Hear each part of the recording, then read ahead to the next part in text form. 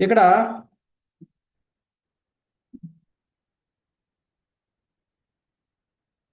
ప్రకృతితో మోగవలసిన బద్ధజీవుడు అజ్ఞాన కాలంలో భౌతిక జీవన సంబంధములన్నీను అశాశ్వతములు దుఃఖపూర్ణములని ఎరుకుజాలడు.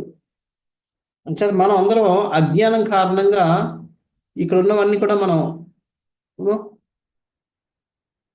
కృష్ణుడు యొక్క లీలలో అద్భుతమని మనం గ్రహించినా సరే మనవి అశాశ్వతములు దుఃఖపూరితమని మనం తెలుసుకోలేక మనం కూడా ఆయనలాగే ఆనందాన్ని పొందుతాం, ఆనందం అనుభూతి పొందుతాం అనే ఆశాభావంతో మనం రకరకాలుగా ప్రయత్నిస్తూ ఇక్కడ విఫలం అవుతూ ఉన్నాం.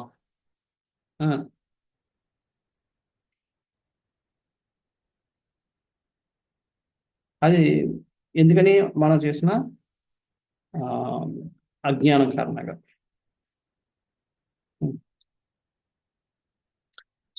శ్రీకృష్ణ తమ భర్తగా పొంది ఉన్నట్టు స్త్రీ రత్నములు భౌతిక జగత్తు స్త్రీల వంటి వారు కాదు. దివ్య పత్రులుగా వారు శ్రీకృష్ణునితో నిత్య సంబంధం కలిగినట్టు వారు. అటువంటి దివ్యస్థితి భక్తియుక్త సేవందరి పూర్ణత్వంతో సిద్ధింపగలదు. అది అంచేత వాళ్ళు కృష్ణుని పొందడం అనేది మామూలు కాదు, అది ఎంతో దివ్యమైన విషయం. అటువంటి దివ్యమైన స్థితి భక్తి యొక్క సేవ ద్వారా మాత్రమే, అది కూడా పరిపూర్ణత చెందినప్పుడు మాత్రమే మనం సాధించగలుగుతాం. అంచేత వాళ్ళందరూ కూడా భక్తిలో పరిపూర్ణత సాధించిన వాళ్ళు అన్న విషయాన్ని మనం గ్రహించాలి.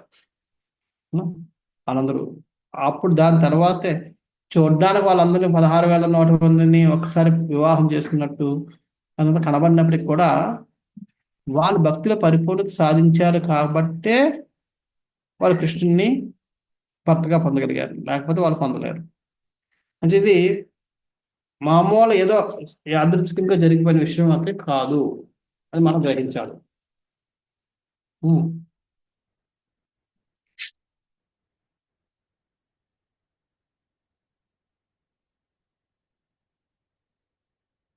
పరబ్రహ్మ దివ్య పురుషుడు నిశ్చయముగా భౌతిక జగం ఎచ్చోటను ఆనందం పొంద యత్నించుడు. అంతేకాక అతని సుఖ సంపత్తియు ఈ భౌతిక జగంలో కానరాదు. అతని నుండి నిరాకారుడు కాడు. అతడే అసంఖ్యాక జీవులలో నాయకుడు, దివ్యుడు అయిన కారణమని ఎన్నడూ నిరాశకారుడు కాజాలడు. అది అంచేత ఆయన మళ్ళాగా ఇక్కడ ఈ భౌతిక జగత్తులో ఆనందాన్ని ఎత్తుక్కోడు అని. ఎందుకని ఆధ్యాత్మిక జగత్తులో ఆయన ఎప్పుడు ఆనందంగానే ఉంటాడు. అంచేత ఆయన సుఖ సంపత్తి ఇక్కడ మనకి ఇక్కడ ఉండదు. సుఖ సంపత్తి అంతా ఆధ్యాత్మిక జగత్తులో ఉంటుంది. అంచేత ఆయన ఎప్పుడు కూడా మళ్ళా నిరాశకి గురవడు. ఎందుకంటే మనం ఈ భౌతిక జగత్తులో సుఖాన్ని, ఈ దుఃఖాలయం అని చెప్పిన దుఃఖాలలో సుఖాన్ని నెత్తుకుంటూ మన దుఃఖానికి అయితే మనం అసంతృప్తికి లోనవుతుంటాం.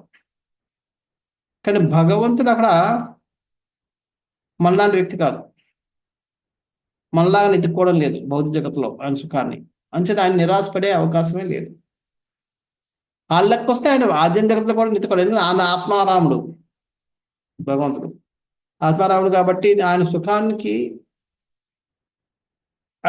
ఆయనే పొందగలుగుతాడు. ఆయన దానికోసం వేరే వాళ్ళ మీద ఎవరి మీద మనలాగా ఆధారపడాల్సిన అవసరం లేదు. మనం ఏదైనా ఆనందాన్ని మనం పొందాలంటే మనం ఇతరుల మీద ఆధారపడితేనే మనకు ఆనందం.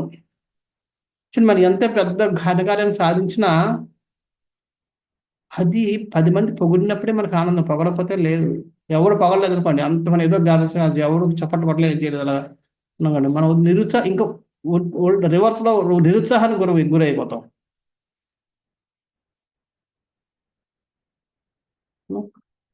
ఒకవేళ మనం ఫెయిల్ అయినా సరే అందరూ చప్పట్లు కొట్టారనుకోండి, ఉత్సాహం మనకి. మంచిది, మనం ఆనందం కోసం ఎవరో ఒకరి మీద ఆధారపడాలి. పక్కనున్న వాళ్ళు ఆనందించి మనం పొగుడుతున్నప్పుడే మనకు ఆనందం.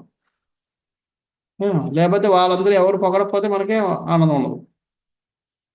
సో ఘనకార్యాలు మనం సాధించినా సరే ఆనందాన్ని పొందాలంటే మనం వేరే వాళ్ళ మీద ఆధారపడ్డాం. వేరే వాళ్ళ యొక్క స్థితిని బట్టి, వాళ్ళ యొక్క దీన్ని బట్టి, వాళ్ళు చేసే గుణగానాన్ని బట్టి మనం ఆనందం పొందుతూ ఉంటాం. భగవంతుడు అలా కాదు, ఆత్మారాముడు, ఆయన ఎవరి మీద ఆధారపడ్డు. అంచేత ఆయన ఈ భౌతిక జగత్తులో ఇటువంటి వాటి మీద ఆధారపడ్డు కాబట్టి నిరుత్సాహానికి గురి అవడు.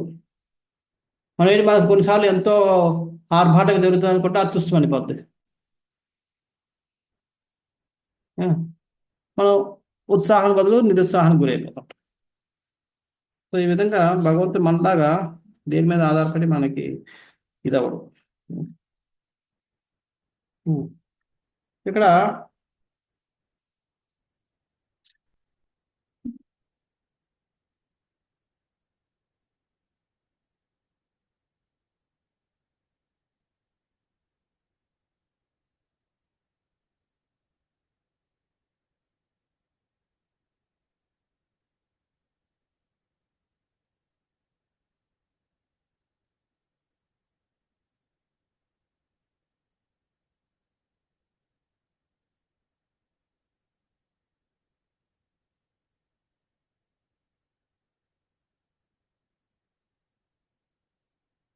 ఇక్కడ మనకి మనం అనుకోవచ్చు భగవంతుడికి ఎందుకు ఇప్పుడు ఇంతమందితోటి ఇలా ఆయన ఆదాన ప్రదానం చేసుకుంటున్నాడు కదా, ఆయన ఆత్మారాముడు అయినప్పుడు ఆయన ఎందుకు ఇంతమందితోటి ఇలాగా సుఖాన్ని పంచుకుంటున్నాడు? ఈ ఎక్స్చేంజెస్, యూనో ఆ లవింగ్ ఎక్స్చేంజ్ ఎందుకు జరుగుతున్నాయి? మనం జనరల్గా ఏదైనా లేనిదాన్ని సాధించేప్పుడే మనకు ఆనందం. ఉన్నదాన్ని సాధించామనుకోండి ఆనందం లేదు. అదే ఎప్పుడు ఫస్ట్ మనమే వస్తాం, ఇంకెవరు లేడు, పెద్ద రాదు. కానీ ఎప్పుడు ఫస్ట్ రాంది ఒకసారి ఫస్ట్ వచ్చేసరిపోండి, అవునా? దెన్ అప్పుడు చాలా ఆనందం కలుగుతుంది.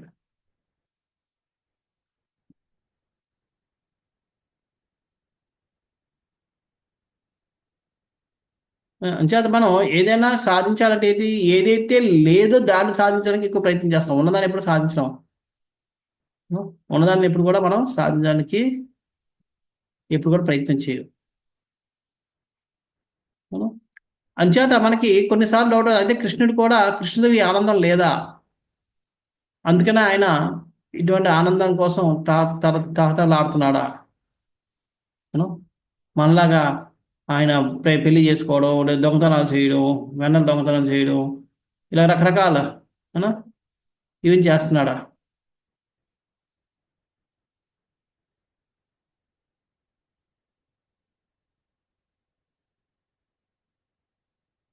కానీ భగవంతుడి యొక్క ఆ, ఈ లీలల్ని, ఆయన యొక్క దీన్ని మనం అంచనా వేయడం ఎంత కష్టం అంటే, ఈ భూమి మీద ఉన్న ఇసుక రేణువులన్నింటినీ మనం లెక్క పెట్టగలము, కానీ భగవంతుడిని లెక్క పెడుతూ, లేదంటే ఆ భూమి మీద ఉన్న ఇసుక రేణువులని మనం లెక్క పెట్టడానికి మనం ప్రయత్నం చేస్తున్నట్టుగా ఆ ప్రయత్నం ఏదో ఒక రోజుకి సక్సెస్ అవ్వచ్చు, కానీ భగవంతుడి సక్సెస్ అవ్వలేదు.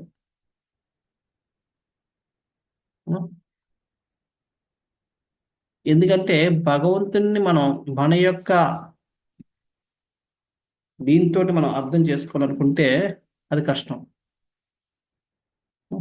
మనం నాకు ఇలాగ నా బిహేవియర్ ఇలా ఉంటుంది కాబట్టి ఆయన కూడా ఇలా చేస్తున్నాడు కాబట్టి ఇదే అర్థమేమో అన్నట్టుగా మనం చేయడానికి లేదు. సో అంచేత అక్కడ భగవంతుని మన యొక్క ఈ లౌకిక వ్యవహారాలతోటి మనం అర్థం చేసుకోలేం.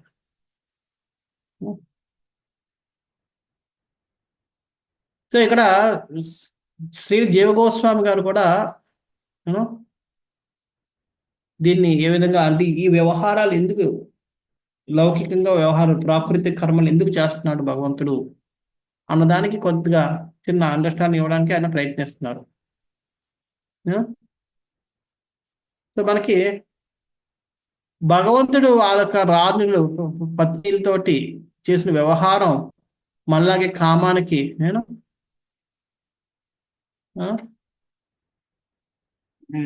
మనం ఎలాగైతే కామపూరితమైన కామానికి గురై మనం చేస్తున్నాం ఆ విధంగానే కనబడచ్చు, కానీ భగవంతుడి తరపు నుంచి అది కామం కాదు, అది పరిపూర్ణమైన ప్రేమ.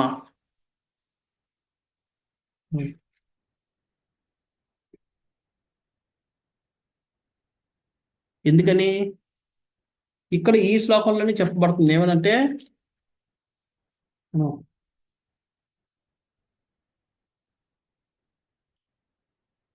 అహైతుక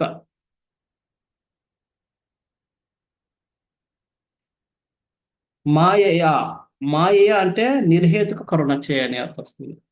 స్వమాయయ స్వ తన యొక్క మాయ, మాయ అంటే కృప వలన, మాయాశక్తి, మాయ అంటే యోగ మాయ కారణంగా. అవునా? అంచేత ఆయన తన యొక్క కారణం చేత ఇక్కడ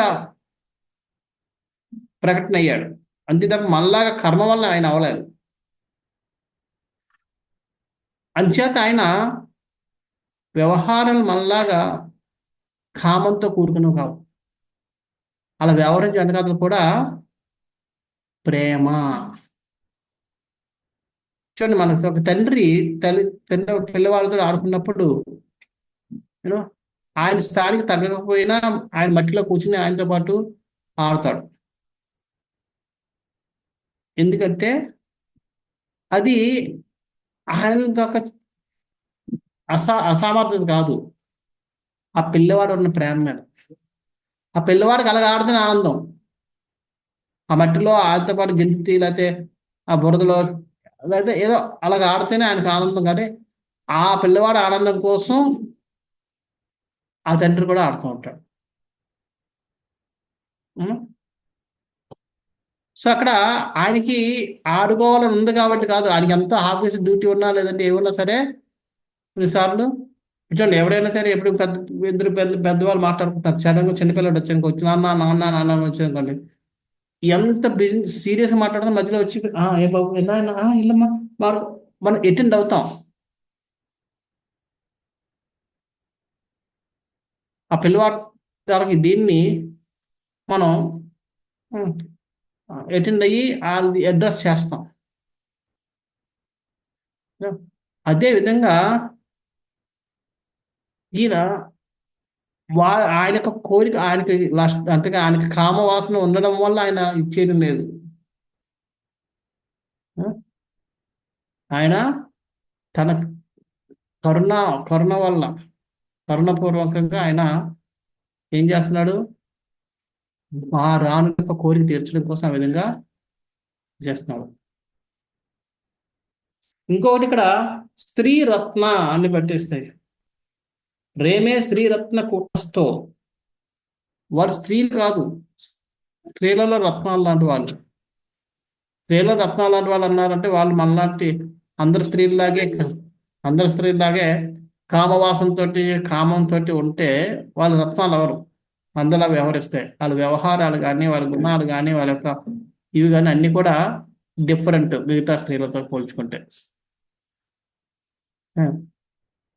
అంచేత మనం భగవంతుడు ఆ స్త్రీలతో చేసిన వ్యవహారాల్లో మిగతా స్త్రీలతో చేసిన వ్యవహారం లాంటిది కాదు.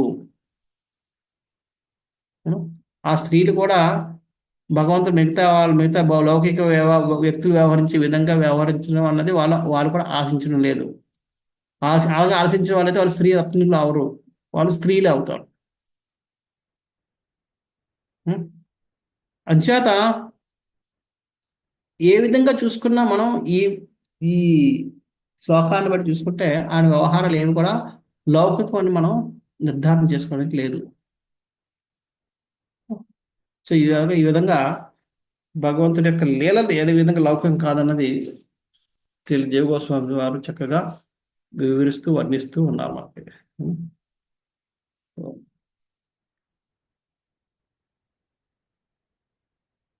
నెక్స్ట్ ఉద్దామ భావా పిసునామలవల్గుహాస వ్రీడావలోకా నిహతో మదనోపి యాసాం సమ్ముహ్య చాపా మజహాత్ ప్రమదోత్తమాస్తా యస్తేంద్రియం విమథితుం కర్ణ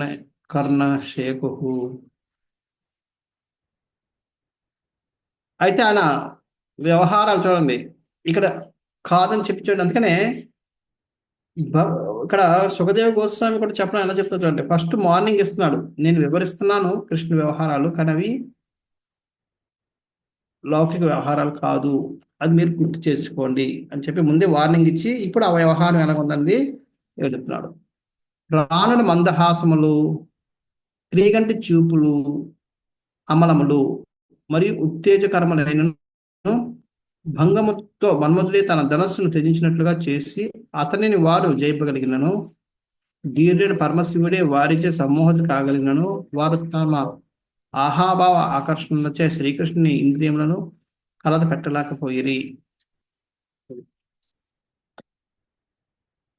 ఇక్కడ ఇంకొకటి ఇంకొకటి అది లౌకికం కాదని చెప్పడానికి ఇంకొకటి, రాణి లెక్క సుందర హాసములు, హాసములు అంటే నవ్వులు, ఆ వారి యొక్క నవ్వు, అవును, క్రీగంటి చూపులు అంటే ఇలాగ కోర కోరగంట, క్రీగంటి అంటే దాని తెలుగులో ఏమంటాం, దూర చూపులా, మంచి పేరు ఉంది దానికి, ఏమైనా గుర్తుంది అది? క్రీగంటి చూపులు ప్రభు. క్రీగంటి చూపులు అంటారా? కాదు, అవును, కంటి ఎవరి నుంచి చూస్తారు ప్రభు. అదే దాన్ని ఏమంటారు, వార చూప ప్రభుజీ. వార చూపులు, కరెక్ట్, వార చూపులు, వార చూపులు అంటారు.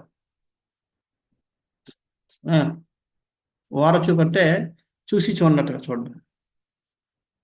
వార అంటే ఒడ్డున అని, సైడ్ అని, వార చూపులు తెలుగులో మన పక్కా తెలుగులో చెప్పుకోవాలనుకుంటే క్రీగంటి చూపులు ఉంటాయి. అవి అమలములు అంటే మలినం లేనివి, అంటే వాళ్ళు చూస్తున్నప్పుడు కూడా వాళ్ళ వెనకాతల అది ఆ చూపు వెనకాతల చూడండి. ఒక తల్లికి ఫస్ట్ సంతానం కలిగింది అనుకోండి, ఎవరైనా ఒక స్త్రీకి, ఆమె పిల్లవాడిని తదేకంగా చూసుకుంటూ ఉంటుంటుంది, ఎందుకంటే అదొక ఆనందం ఆమెకి. అది తెలియదు, నాకు అనుభూతి లేదు, అనుకుంటున్నా, ఊహించుకుంటున్నాను నేను. అందుకే జనరల్గా పెద్ద కొడుకు మీద తల్లికి మమకారం ఎక్కువ ఉంటుంది ఫస్ట్లో, రెండోవాడు వచ్చే వరకు. రెండోవాడు వచ్చాక చిన్నవాడి మీద మమకారం ఎక్కువ పెరిగిపోతుంది. అంచే ఎందుకంటే అక్కడ ఆమె ఆ మొదటి సంతానాన్ని చూడడం వెనకాతల ఆమె యొక్క కామవాసనే ఉండదు, ప్రేమతోటే చూసుకుంటూ మళ్ళీ చూస్తే మళ్ళీ మళ్ళీ మళ్ళీ చూసుకుని మళ్ళీ చూసుకుంటూ ఉంటుంటుంది. ఆయన పడుకున్నా అలాగా చూస్తూ ఉంటుంది, ఆ పిల్లవాడు స్పందించకపోయినా సరే అది చూస్తూ ఉంటుంది, ఎందుకంటే అది ప్రేమ. సో అదేవిధంగా వీళ్ళు ఆ నవ్వుతున్నా ఆ వార చూపులు చూస్తున్నా సరే అవి భగవంతుని మీద ఉన్న ప్రేమ వల్ల కానీ ఇది కామవాసన వల్ల కాదు. అందుకని అమలములు మరి ఉత్తేజకరములైనను. ఒకవేళ అటువంటి చూపులు చూస్తే ఆ చూపులకి మన్మధుడే మోహితులైపోయి ఉండొచ్చు. మన్మధు మోహితం అవడం చాలా కష్టం, ఎందుకంటే మన్మధుడు అందరిని మోహితం చేస్తాడు ఆయన అందంతో. కాకపోతే పరమశివుడు, ధీరుడైన పరమశివుడే సమ్మోహితుడు కాగలడు అటువంటి చూపులు అవి. పరమశివుడు, ఎందుకంటే పరమశివుడు పార్వతీదేవి ఎంత ప్రయత్నం చేసినా ఆమె ఆకర్షించుకోలేకపోయింది శివుణ్ణి. పార్వతీదేవి అందమైన స్త్రీ ఈ లోకంలో, భౌతిక లోకంలో ఇంకెవరు లేరు. అటువంటి స్త్రీ శివుణ్ణి ఆకర్షించలేకపోయింది, కానీ అటువంటి శివుడు కూడా మోహితుడైపోవచ్చు ఆ చూపులకి. అటువంటి చూపులవి, కానీ అవి భగవంతుడి యొక్క ఇంద్రియాలని ఏమాత్రం కలత పెట్టలేదు. ఎందుకంటే దాన్ని బట్టి అర్థం చేసుకోవచ్చు, భగవంతుడు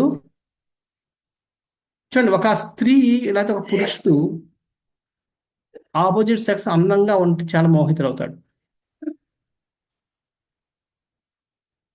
ఒక స్త్రీకి అందమైన పురుషుని చూస్తే, లేదా ఒక పురుషుడు అందమైన స్త్రీని చూస్తే మోహితుడు అవుతాడు. కానీ అదే తన పుత్రికో పుత్రుడైతే అవుట ప్రేమ ఉంటే తప్ప మోహితం రాదు. వాళ్ళ వ్యవహారాలు బయట వాళ్ళు ఉత్తేజపరిచే విధంగా ఉన్నప్పటికి కూడా వాళ్ళకి రాదు, ఎందుకంటే అది ప్రేమ అందులో ఉంది. సో అదే విధంగా ఈ రాణుల యొక్క ఇవి బయట వాళ్ళకి యూనో ఈ రేకెత్తించే అంటే బయట వాళ్ళు ఉత్తేజపరిచి ఏదో ఆ ఏది ఎజిటేట్ చేసేటట్టుగా ఉండొచ్చేమో కానీ భగవంతుడి ఇంద్రియాలతోటి ఆడికి ఏం లేదు, ఎందుకంటే భగవంతుడికి ఆ అందులో ఉన్న ప్రేమను చూస్తున్నాడు. రెండోది అది అమలములను చెప్పారు కాబట్టి ఇక్కడ అమలములు అంటే అవి ఎటువంటి కామంతో ఉండవు, కామంతో ఉంటే అమలం అవదు. కామం అనేది కామం అన్నది భౌతిక జగత్తులో ఉన్న పదమే, భౌతిక జగత్తులో ఉన్న విషయమే. ఆ జగత్తులో కామం ఉండదు, ప్రేమ ఒకటే ఉంటది. ఈ కామాన్ని భౌతిక జగత్తులో ప్రేమని పెట్టుకొని మోసపోతూ ఉంటారు జనాలు. భౌతిక జగత్తులో ప్రేమ అంటూ లేదు. కామాన్ని కొన్నిసార్లు ప్రేమగా వర్ణించుకొని ప్రేమగా చూసుకుంటూ వారు మోసపోతుంటారు, అంతే తప్ప భౌతిక జగత్తులో ప్రేమ లేదు. అలాగే అక్కడ కామం లేదు, ఆధ్యాత్మికతలో కామం లేదు. అంచేత వాళ్ళు ఇక్కడ అమలములు అని రాసేది ఒక దరహాసాలు, ఈ క్రీగంటి చూపులు ఇవి అమలములు అని రాశారంటే అందులో ఎటువంటి కామవాసన లేదన్నది మనం గ్రహించాలి. కామవాసన లేదు కాబట్టి ఎలాగైతే తన పిల్లవాడు కానీ తన పుత్రిక కానీ ఎంత అందంగా ఉన్నా సరే తండ్రి ఆ అందాన్ని ప్రేమపూర్వకంగా స్వీకరిస్తాడు తప్ప కామపూర్వకంగా ఇప్పుడు స్వీకరించలేడు.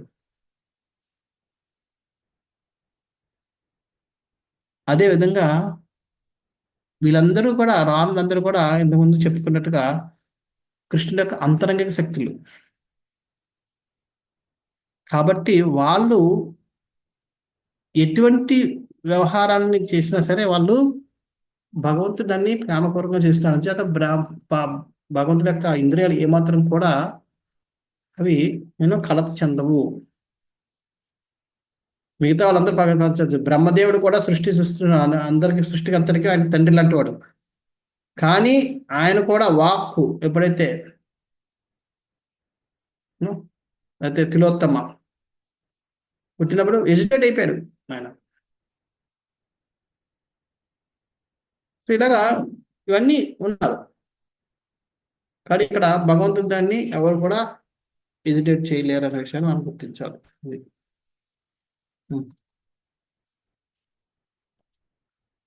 అందుకనే భాషలో ప్రభుపాదులు చెప్తారు, ముక్తి మార్గం లేదా భగవద్ధామం చేర్చే మార్గము స్త్రీ సాంగత్యము నిషేధించుతున్నది కనుకనే సనాతన ధర్మం వర్ణాశ్రమ ధర్మం స్త్రీ సాంగత్యం నిషేధించుటయో లేక నియమిత పరచుటయో గావించును. అది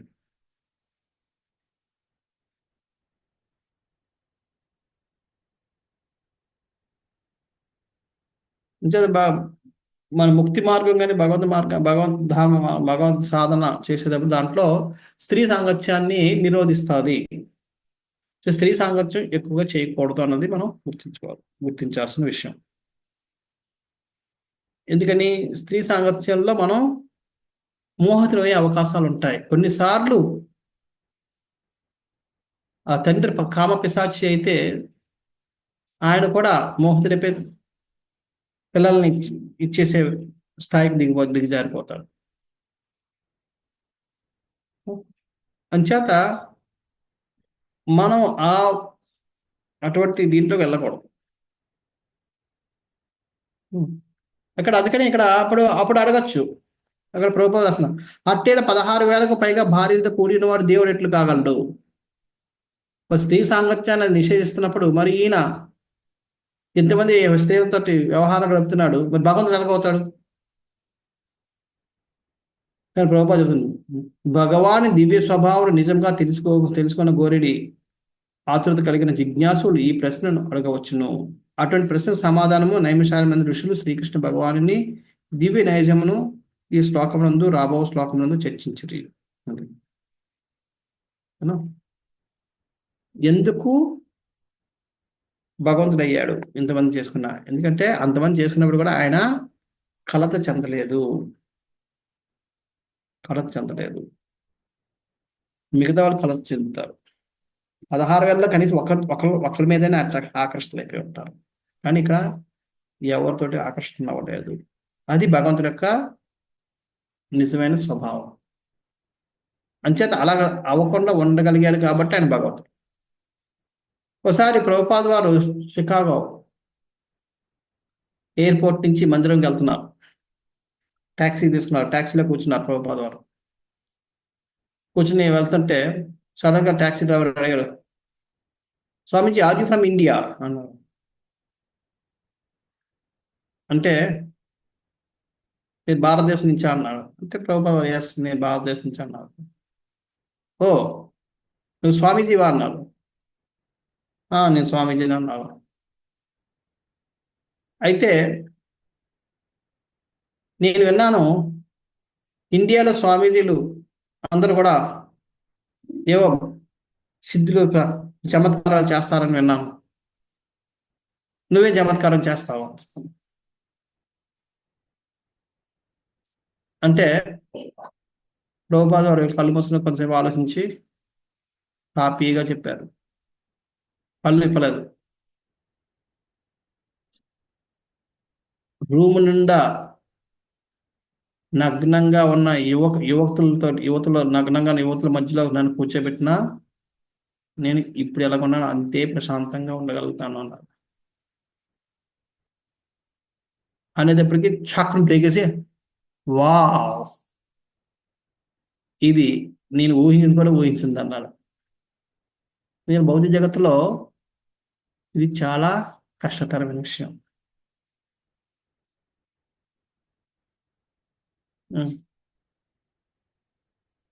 అంచేత ఎందుకంటే ఈ భౌతిక జగత్తులో ఆకర్షణ లేని వాడికి ఇవన్నీ భౌతిక జగత్తులో అర్థం చేసుకోలేరు.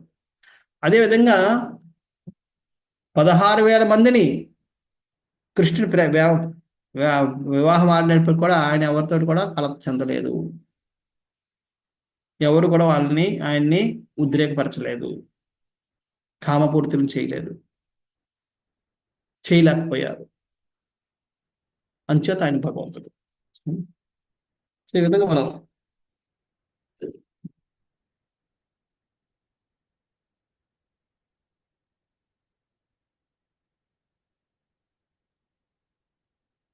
ఇచ్చట లౌకికమైన కామభావన కలిగించే మన్మథుని కారణము. మన్మథుని బాణములు తాకడి చేతనే భౌతిక జగతం అంటే నడుచుచున్నది. మన్మథుని మరియు అత్యంత ధీరుడైన శివుని కూడా జయింపగల ఆకర్షణీయమైన స్త్రీ లక్షణములు శ్రీకృష్ణుని ఇంద్రియమును జయింపజాలకపోయినవని ఇచ్చట తెలుపబడినది. అది మన్మథుని శివుని కూడా ఉద్రేకపరిచే ఇవి భగవంతుని ఏమాత్రం తాకలేకపోయాయి.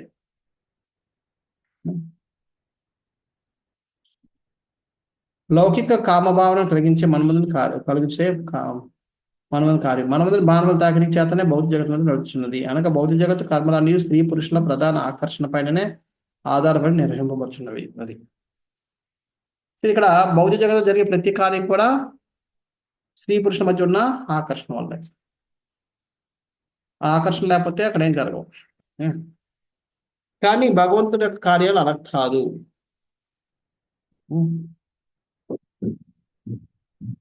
అని మనం అర్థం చేసుకోవాలి.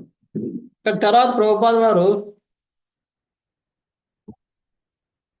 ఈ జీవులు ఏ విధంగా ఈ సంసారంలో ఇదైపోతున్నారు అన్నది చెప్తున్నారు.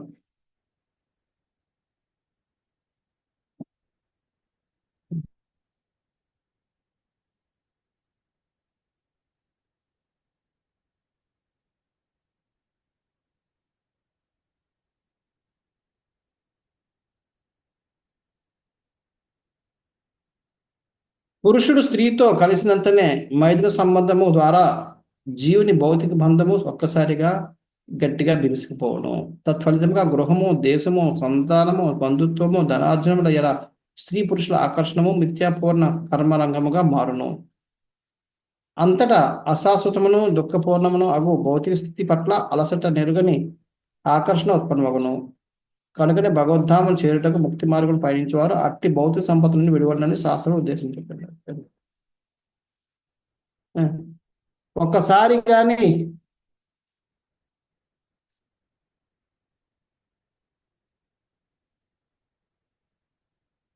మనం స్త్రీ పురుషుల యొక్క సంఘర్షణ జరిగింది అంటే ఇంకా బంధం బిగిసిపోతాడు, బయటికి రావడం కష్టం. అది విస్తరిస్తూనే ఉంటుంది.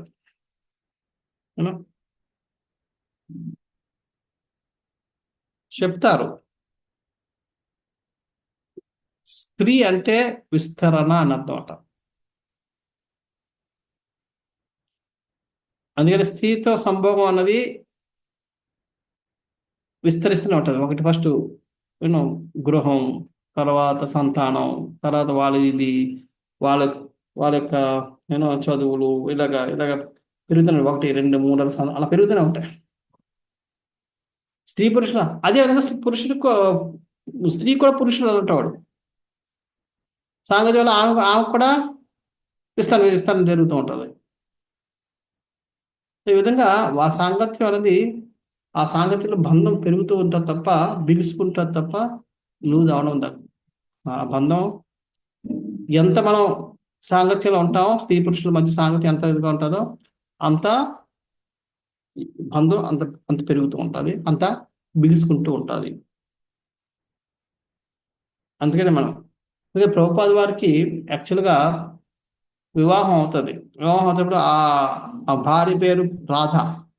పేరు ఎంత మంచిదో, కానీ ప్రభుపాద వారికి ఏ మాత్రం కూడా ఇష్టం లేదు పెళ్లి చేసుకోవడం ఆ అమ్మాయిని. కానీ వాళ్ళ అమ్మగారు బలవంతం పెళ్ళేస్తున్నారు.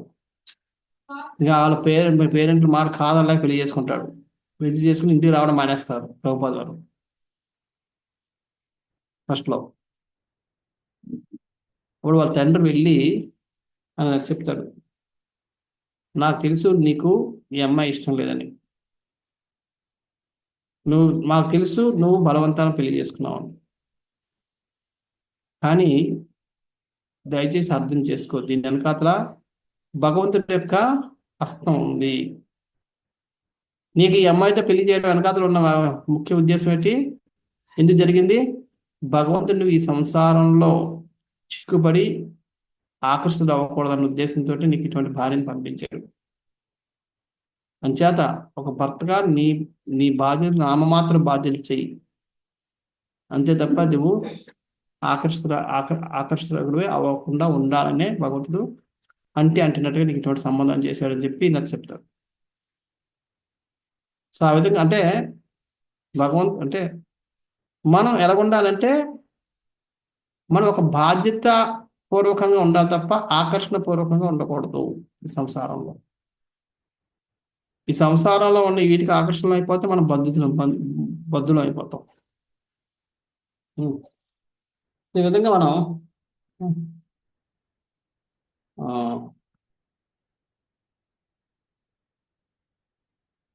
ఈ సంసార బంధాల్లో వచ్చి జీవులు అన్నారు చిక్కుకుంటున్నారు.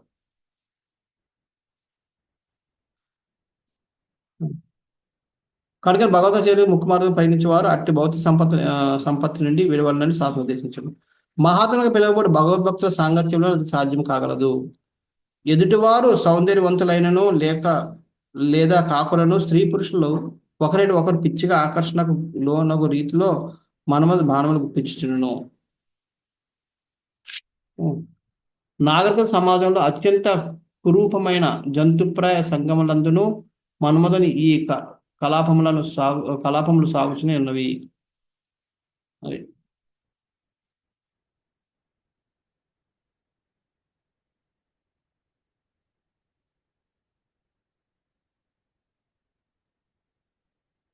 అంటే మన భగవంతుడి యొక్క మన్మధుడి యొక్క ఈ బాణాలకి గురవుతూ ఉంటాయి, బాణాలు వేస్తూ ఉంటాడు. అంచేత ప్రతి ఒక్కరూ ఎంత కురూపుడు అంటే అర్థం ఏంటి? రూపరహితుడు, అందంగా లేనివాడు. కురూపి అంటే కుంటి రూపం, అంటే రూపం మంచిది కాదు. వికృత రూపం అని కాదు, అంటే అందవికారంగా ఉన్నవాడని. అటువంటి వాడికి కూడా ఎవరో ఒకరు ఆకర్షణలు అయిపోతారు. మన్మధుడు బాణాలు అన్ని వేస్తుంటాడు.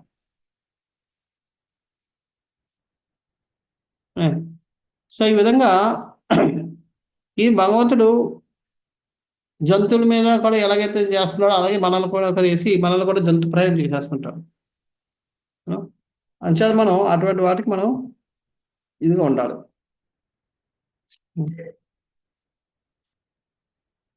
ఎప్పుడైతే మనం అటువంటి ఈ మన్మథ బాణాల నుంచి బయటపడాలి అంటే మనం ఎవరి షెల్టర్ తీసుకోవాలి? మహాత్ముల యొక్క ఆశ్రయం తీసుకోవాలి. వాళ్ళ ఆశ్రయంలో ఎప్పుడైతే ఉంటామో మనం ఈ మన్మథ బాణాల నుంచి బయటపడుతుంటాం. లేకపోతే మనం బయటపడలేం.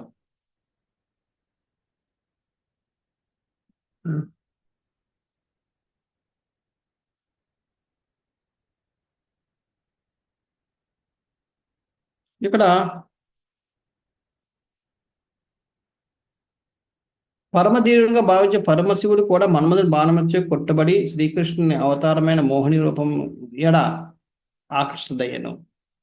తదుపరి అతడు తన పరాజయం అంగీకరించను. కానీ అటువంటి మన్మధుడే లక్ష్మీదేవి యొక్క గంభీరముకు సౌందర్య హావభావములకు ముగ్ధుడే భంగపాటుతో స్వచ్ఛందముగా తన పిల్లమును ధరించెను. శ్రీకృష్ణుడు రాణుల సౌందర్యము ఆకర్షణ అంతగా నుండివి. అయినను వారు శ్రీకృష్ణ దివ్యేంద్రియములను మాత్రము కలత పెట్టలేకపోయేది. మన్మధుడు యొక్క బాణాలకి పరమశివుడైన శివుడే కలత చెందాడు. అంటే శివుడిని కూడా కలత చెందించగలిగేంత ధీరుడు మన్మధుడు. అటువంటి మన్మధుడు లక్ష్మీదేవి యొక్క రూపాన్ని చూసి అంటే దిగ్భ్రాంతికి గురై తన విల్లు బాణాన్ని వదిలేసి అలా చూస్తూ ఉండిపోయాడు. అది లక్ష్మీదేవి యొక్క ఆ సౌందర్యం. కానీ లక్ష్మీదేవి వైకుంఠ స్థానంలోనే ఉంటుంది. ఆమె కంటే ఉన్నత స్థాయిలో ఉన్న వాళ్ళు వీళ్ళు కృష్ణుని యొక్క అనుచరులు, అనుయాయులు, అంటే రాణులు వీళ్ళందరూ. సో వీళ్ళందరూ లక్ష్మీదేవి కంటే ఇంకా సౌందర్య రాసులు. అటువంటి సౌందర్య రాసులు అయినప్పటికీ కూడా వాళ్ళు కృష్ణుని యొక్క దివ్య ఇంద్రియాన్ని ఏమాత్రం కలత పెట్టలేకపోయారు. దానికి కారణం ఏంటంటే ప్రభుపాదులు చెప్తున్నారు, శ్రీకృష్ణుడు ఆత్మారాముడు ఒకటయే అందులో కారణము. చేత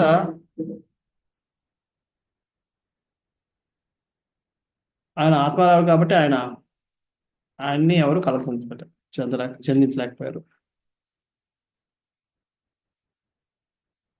కనుకనే శ్రీకృష్ణుని రాణులు తమ స్త్రీ ఆకర్షించి అతన్ని సంతృప్తిపరచలేక శ్రద్ధాపూర్ణమైన ప్రేమ మరియు సేవ ద్వారా అతన్ని సంతృప్తిని చేసిరి. చేత వాళ్ళకి తెలుసు, రాణులు కూడా తెలుసు, మనం మన యొక్క వంపు సంపులతోటి కృష్ణుని మనం ఆకర్షించలేము. మనం చేయగలిగేది ప్రేమ భక్తియుక్త సేవ ద్వారా మాత్రమే ఆయన మనం ఆకర్షించగలం అని చెప్పి వాళ్ళు భగవంతుడికి సేవ చేయడం మొదలుపెట్టారు.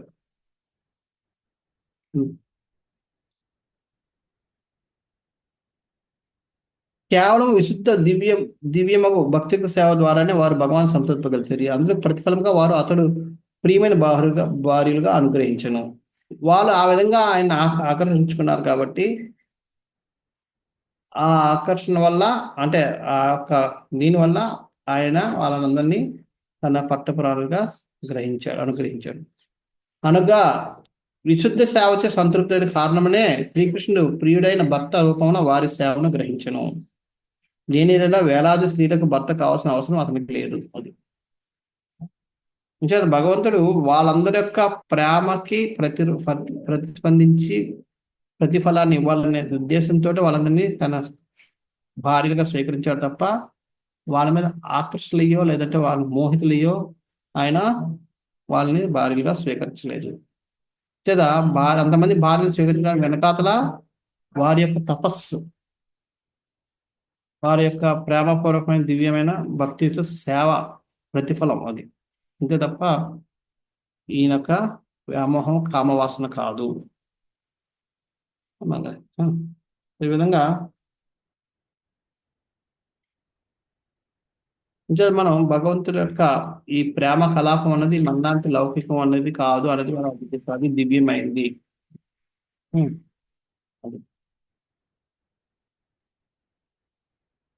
సో మనం భగవంతుడికి రాణులకి మధ్య జరుగుతున్న ఆకర్షణ లేదంటే ఆలోకి జరిగిన వ్యవహారాలు ఏవి కూడా మన లౌకికమైన వాటితో మనం పోల్చి చూడటానికి లేదు.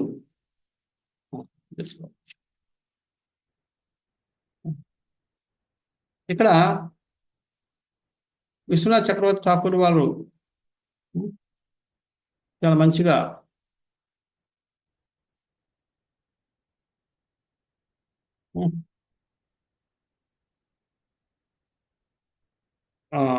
ఒక డైలాగ్ చూస్తుంటారు. కామదేవ్ అనుకుంటున్నారట,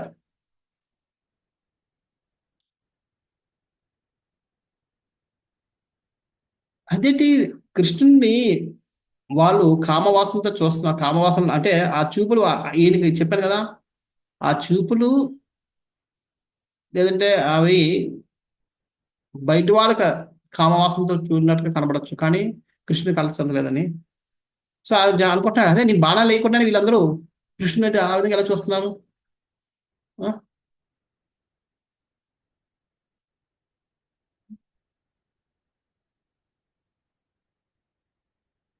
అని మళ్ళీ అనుకున్నాడు.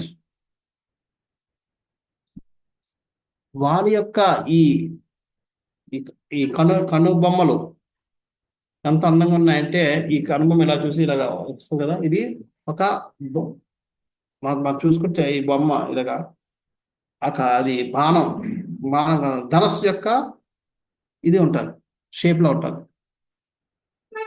వాళ్ళ యొక్క అవి ఆ కనుబొమ్మలు అది ఎంత అందంగా ఉందంటే, ఆ ధనస్సు షేప్ ఎంత బాగుందంటే దాని ముందు నా ధనస్సు ఎందుకు పనిచేది, వేస్ట్ అని చెప్పి దాన్ని పడేసాడు.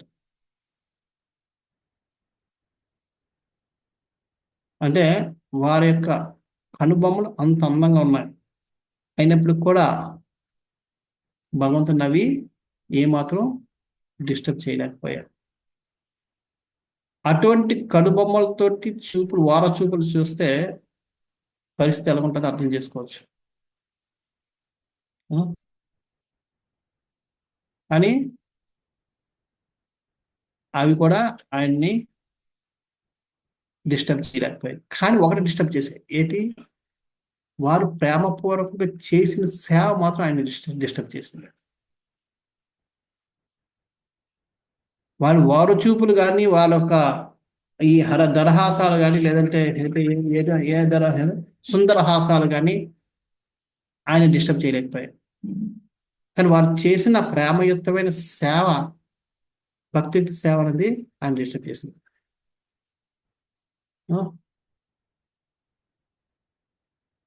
అంచేత మనం భగవంతుని ప్రేమ లేకుండా భగవంతుని మనం ఏమాత్రం కంట్రోల్ చేయలేము. వీళ్ళందరూ కూడా రాణులందరూ కూడా భగవంతుని చిత్ శక్తి స్వరూపులు. చిత్ అంటే జ్ఞాన స్వరూపం. అంటే వాళ్ళు సంపూర్ణ జ్ఞానంలో ఉన్నారు కాబట్టి, భగవంతుడు అంటే భగవంతుడి యొక్క జ్ఞానంలో ఉన్నారు కాబట్టి, భగవంతుడు దేని వల్ల లొంగుతారో తెలుసు కాబట్టి వారు అటువంటి జ్ఞానంతో భగవంతుడికి సేవ చేసి ఆ సేవ వల్ల ఆయన్ని గెలుచుకోగలిగారు. వాళ్ళు భగవంతుడిని వారి యొక్క నియంత్రణలో ఉంచుకోగలిగారు, అంతే తప్ప వారి యొక్క కామవాసన వల్ల కాదు అని చెప్పి విశ్వనాథ చక్రవర్తి వారు కృష్ణుడు వాళ్ళకి ఏ విధంగా వశమైపోయి ఏ విధంగా వారి యొక్క చూపులకి వాటికి ఏ విధంగా ఎందుకు ప్రతిస్పందిస్తున్నారు అన్న విషయాన్ని ఇక్కడ చక్కగా వివరిస్తున్నారు. తర్వాత తమయం మన్యతే లోకే యసంగమపి సంగమం సంగినం ఆత్మపమ్యేన మనుజం వ్యాపృన్మానం యతో బుధః. బద్ధజీవులైన వారు శ్రీకృష్ణ భగవానుని తమతో ఒకనిగా భావింతురు. ఆ దేవదేవుడు అసంగుడైనను వారు అజ్ఞాన కారణమున అతనిని భౌతిక పదార్థంతో ప్రభావితులైన వారినిగా తలతురు అని. బద్ధజీవులు కాబట్టి అజ్ఞానం చేత మనల్ని భగవంతుడు మనలాగే సాంగత్యానికి గురి అయిపోయాడు, మనలాగే ఆయన కూడా లోన్ అయిపోయాడు అనుకుంటూ చూస్తారు, కానీ కాదు, అది నిజం కాదు అని చెప్తున్నారు.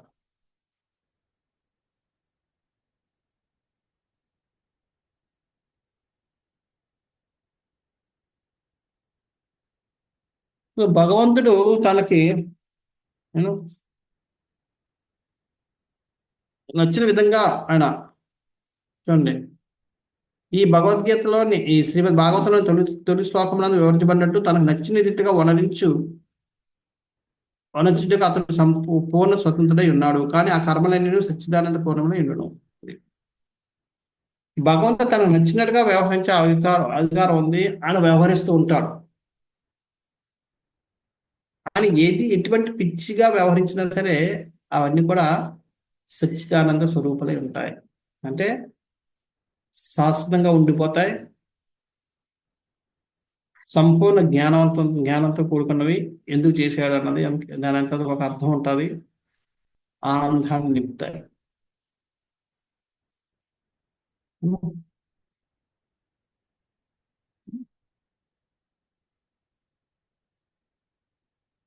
అంచేత ఎవరైతే భగవంతుడి యొక్క లీలలు, భగవంతుడి యొక్క గుణాలు కూడా తనతో సమానం అని అనుకుంటాడో ఆడు సామాన్య మానవుడు తప్ప భక్తి అన్న చిన్న భక్తి అనేది ఒక చిన్న ఇసుక రేనంత కూడా ఆయనలో లేనట్టే మనం భావించాలి. లేనివాడే తను భగవంతుడు ఒకటే అన్న భావనలో ఉంటాడు. భక్తి భావన ఏమాత్రం చిన్న ఇసుక రేనంత ఉన్నా సరే వాడు భగవంతుడికి తనకి ఉన్న తేడాని గుర్తిస్తాడు.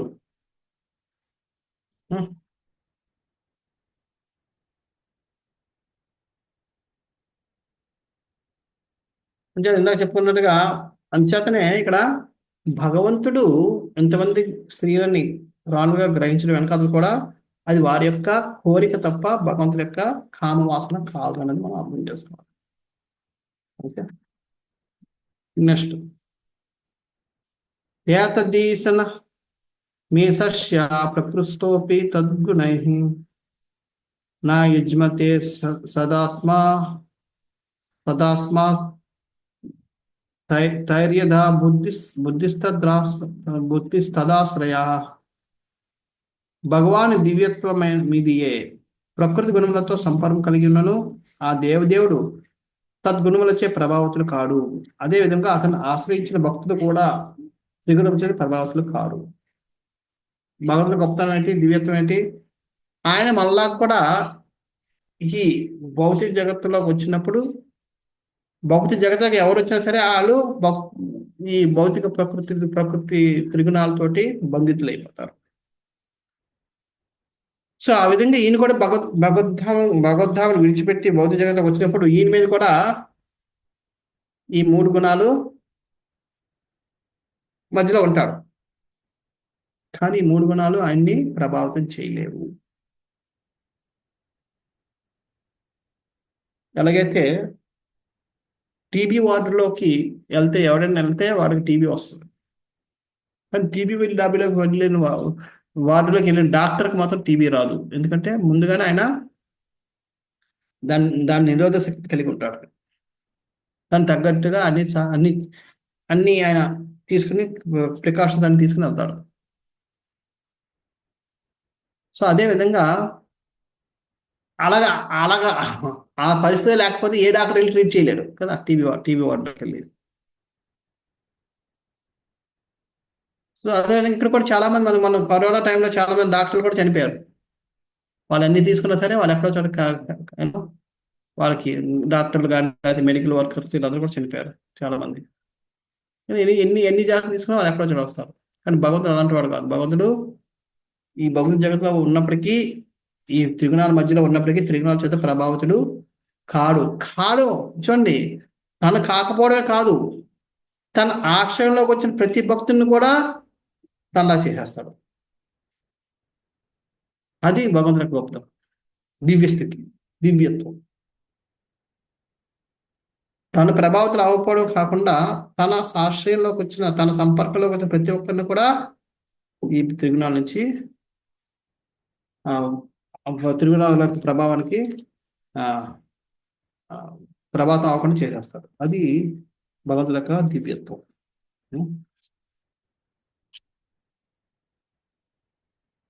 అందుకనే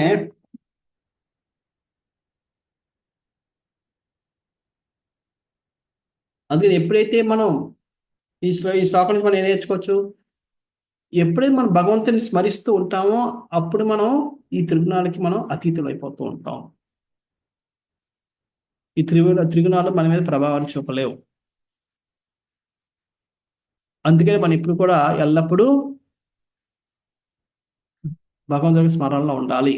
ఈ భౌతిక జగత్తులో ఉంటూ భౌతిక జగత్ ప్రభావానికి గురి అవ్వకూడదు అంటే ఏకైక మెడిసిన్ ఏంటి? Remembrance of Krishna. కృష్ణుని స్మరిస్తూ ఉండడం, కృష్ణ స్మరణలో, కృష్ణ సంపర్కంలో, హరినామం ద్వారా, లేదంటే కీర్తన ద్వారా, శ్రవణం ద్వారా కృష్ణుని యొక్క దీంట్లో ఉండడమే ఒకటే మార్గం. వేరే మార్గం లేదు. ఆ విధంగా మనం ఈ ఈ త్రిగుణాల్లో ఉంటూ త్రిగుణ బంధాల నుంచి మనం అతీతం అయిపోవచ్చు. అది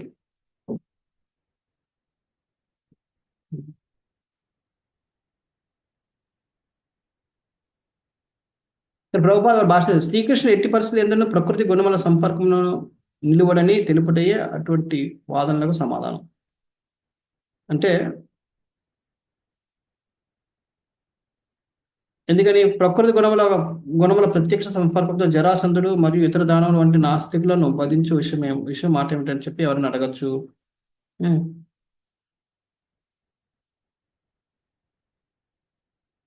మళ్ళీ లేదంటే యదువంశం నుంచి జన్మించడానికి కారణం ఏంటి? ఇవన్నీ కూడా ఏవో ఉన్నాయి కదా.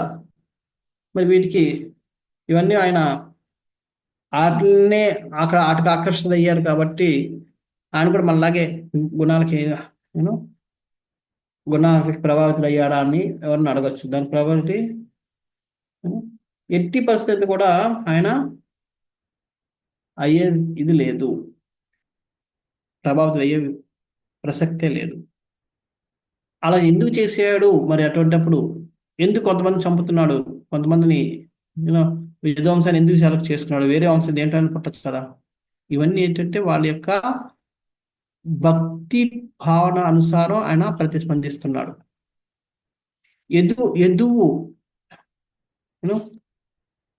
యదురాజు కోరుకున్నాడు కాబట్టి యాదవ కులంలో పుట్టాడు ఆయన.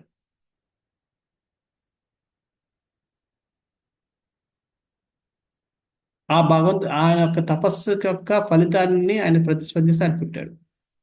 అలాగే జరాసంధుడు ఇటువంటి వాళ్ళని వధించాలన్న కోరిక వెనకాలైతే వాళ్ళు ఈయన వధించాలనుకుంటున్నారు కాబట్టి దాన్ని ప్రతిస్పందిస్తూ ఆయన వాళ్ళని వధించాడు.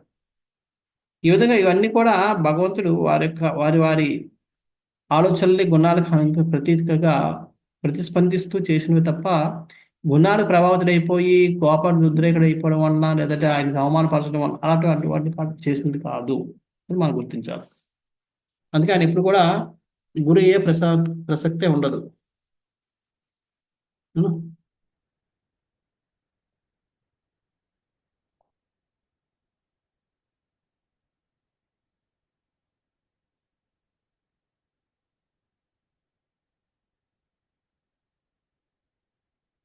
ఇక్కడ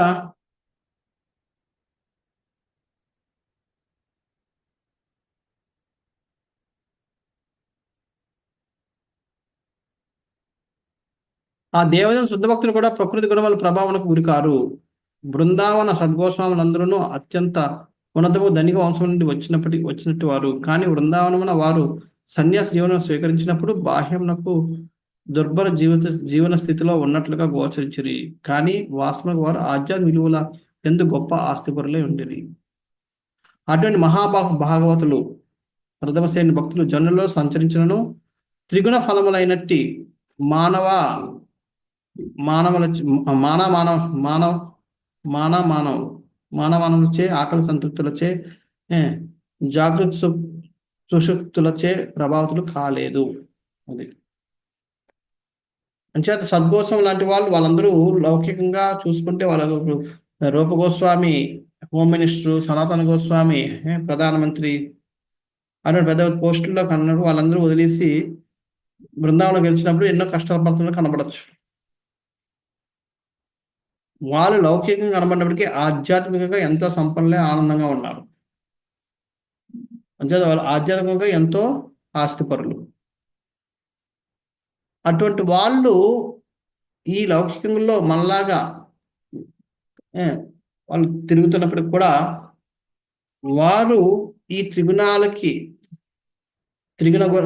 యొక్క ప్రతిరూపాలైన మానాపమానాలు, కష్ట సుఖాలు వీటికి గురి కారు. వీరిచే ప్రభావితం అవ్వలేరు. ఆకలి దప్పులు వాటితో ప్రభావితం అవ్వలేరు.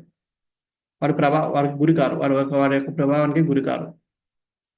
అందుకనే సుఖదేవ గోస్వామి, పరీక్షిత్ మహారాజు 7 రోజులు కూర్చోగలిగారు వాళ్ళు, ఆదిత్య దప్పులు లేకుండా. వాళ్ళు కూర్చోడం కాదు, వాళ్ళతో పాటు విన్న వాళ్ళందరూ కూడా అలాగే కూర్చుంటారు 7 రోజులు. అది భగవంతుడి యొక్క నామ సంపర్కంలో ఉన్న ప్రభావం. భగవంతుడి నామానికి లీలలకి ఉన్న గుణగానంకే ఎంత ప్రభావం అంటే భగవంతుడికి ఎంత ప్రభావం ఉంటుందో మనం అర్థం చేసుకోవచ్చు. అంచేత మనకి ఈ భౌతిక విషయాల నుంచి మనం ఈ భౌతిక వాంఛలకు వీటి ప్రభావానికి మనం దూరంగా ఉండాలంటే ఏం చేయాలి? ఒకటే, కృష్ణ స్మరణం, కృష్ణ నామస్మరణం, కృష్ణ స్మరణలో ఉండడమే దీనికి మందు. దాని ద్వారా మనం ఈ భౌతిక త్రిగుణాల యొక్క ప్రభావాన్ని నుంచి మనం బయటపడగలుగుతాం.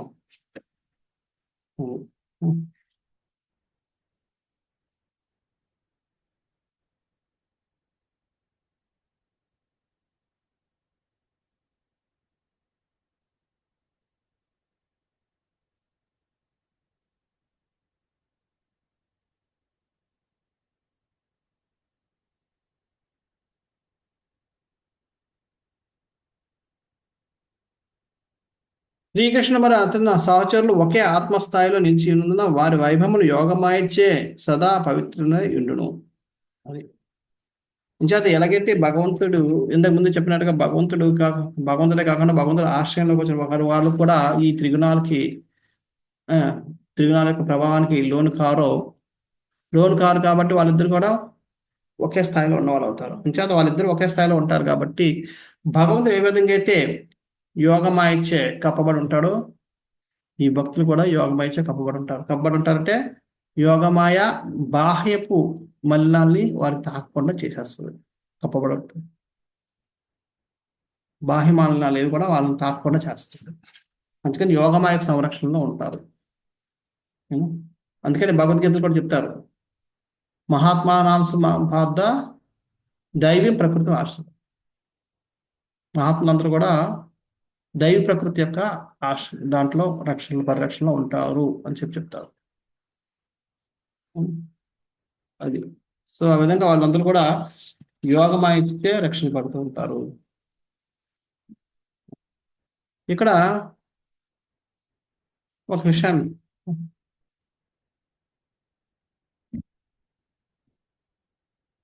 ఇక్కడ మనం చూస్తే యదా బుద్ధిర్ తదా ఆశ్రయ, లాస్ట్ లైన్ అని చెప్తారు. యదా బుద్ధి అంటే ఏ విధంగా అయితే బుద్ధి ఉందో ఆ విధంగా ఆశ్రయం వస్తుంది.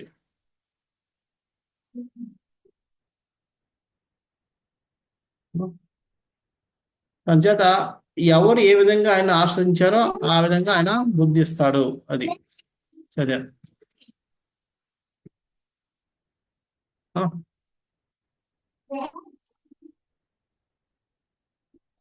అంచేత ఎవరైతే మెటీరియల్ భౌతిక జగత్తుని ఆశ్రయిస్తారో వాళ్ళ యొక్క చేతన లౌకికంగా ఉంటుంది. ఎవరైతే భగవంతుని ఆశ్రయిస్తారో వాళ్ళకి చేతన దివ్యంగా. సింపుల్. యథా బుద్ధి తద్ ఆశ్రయ. బుద్ధి ఎలా ఉంటుంది? ఏ విధమైన బుద్ధి ఉంటుందో ఆ విధమైన ఆశ్రయం దొరుకుతుంది. వాళ్ళు లౌకికమైన బుద్ధితో లౌకికంగా ఆశ్రయిస్తే వాళ్ళు లౌకిక బుద్ధి వస్తుంది. ఆ విధంగా మనం ఈ భౌతిక త్రిగుణాల నుంచి బయటపడాలంటే కృష్ణ ఆశ్రయంలో ఉన్నప్పుడు మనం ఎంతో క్షేమంగా ఈ జగత్తులో ఉంటూ ఈ భౌతిక త్రిగుణాల మధ్యలో ఉంటూ వాటి ప్రభావానికి లోను కాకుండా ఉండగలుగుతాం. ఇంకా తమ్మే నిరే బల మూఢ శ్రైనం చాను వ్రతం రహ అప్రమాణ విధో భర్తుర్ ఈశ్వరం మతయో యథ. అబలలు సరళ స్వభావాలైన రాణులు తమ నాదుడైన శ్రీకృష్ణుడు తమనే అనుసరించు తమ వశంలో నిలిచి ఉన్నాడని నిక్కముగా తలచరి.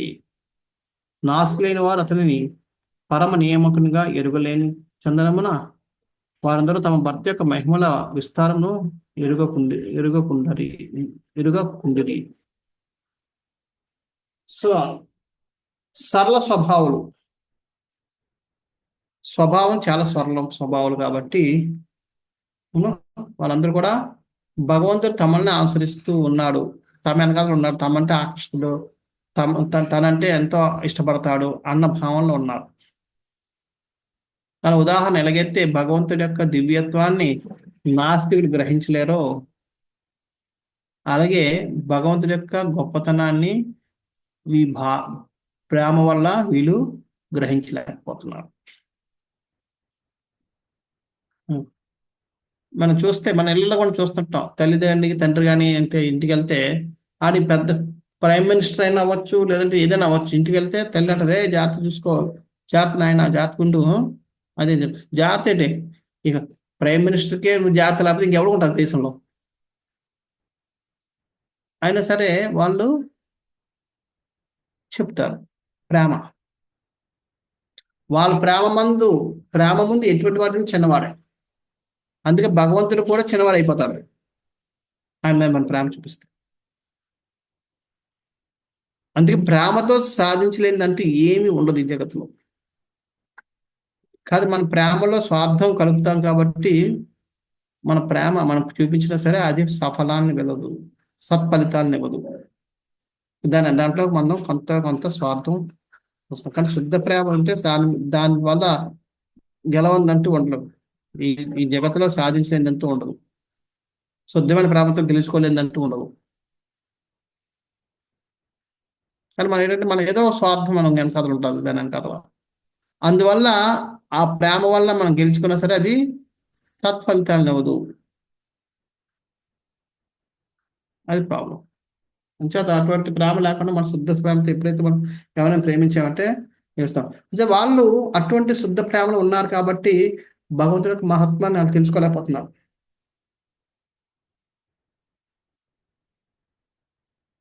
వాళ్ళ యొక్క భర్త యొక్క గొప్పతనం ఏదో తెలుసుకోక వాళ్ళందరూ ఏమనుకుంటున్నారు, నేను కొంగుని కట్టించుకున్నాను మా భర్తని, నాయనంటే ఇష్టపడతాడు, నాయన కథలో తిరుగుతున్నాడు, నాయన కథలో ఉంటున్నాడు, నాతో ఉండిపోతున్నాడు అని చెప్పి అందరు రాళ్ళు ఆ విధంగా అనుకుంటున్నారు. భాషలో ప్రభుపాలు రాస్తున్నారు, శ్రీకృష్ణ భగవాన్ దివ్య రాణులు కూడా ఆ దేవదేవుని గహనమైన మహిమలను సంపూర్ణంగా తెలుసుకోలేకపోయిరి. యాక్చువల్గా నిజానికి మనం ఎంత శుద్ధ భక్తులు అవుతుంటామో భగవంతుడి కోసం అంత తక్కువగా ఆలోచిస్తుంటాం, ఆయన గొప్పతనం కోసం. ఒక తల్లి మీద కానీ ఒక చూడండి, కొన్నిసార్లు మనకి చాలాసార్లు మనం లౌకికంగా చూస్తాం. ఒక ఒక ప్రేమికులు ఉంటారు, అమ్మాయి అబ్బాయి ప్రేమలో పడతారు. కొన్నిసార్లు ప్రేమలో ఎలా ఉంటుంది, మ్యాచే ఉండదు. వాడు పనికిమాలినాడు ఉంటాడు, లేదంటే చదువు రాదు, సంజయ్ లేదు, ఉద్యోగం లేదు, తిరుగుతూ ఉంటాడు, ఈ మాత్రం పెళ్లి చేసుకుంటాను. మనం ఎంత నచ్చి చెప్పినా సరే ఎక్కదు. ఎందుకంటే అక్కడ ప్రేమ, ఇక్కడ ఇది కొద్దిగా కామవాసన ఉండొచ్చు, కానీ ప్రేమ నిజమైన ప్రేమ అయితే, నిజమైన ప్రేమ ఎప్పుడు కూడా ఈ స్థాయిని ఆలోచించదు, గొప్పవాడ పెద్ద ఇదాని చూడండి. వీళ్ళు ఇక్కడ కామవాసనలో ఆకర్షితులవుతారు, తర్వాత తెలుసుకున్న తర్వాత గొడవలు పట్టుతారు, అది వేరే విషయం. కానీ నిజమైన ప్రేమతో అయితే వాళ్ళు ఎప్పుడు గొడవ ఉండదు, గొడవ అనేది ఉండదు వాళ్ళకి.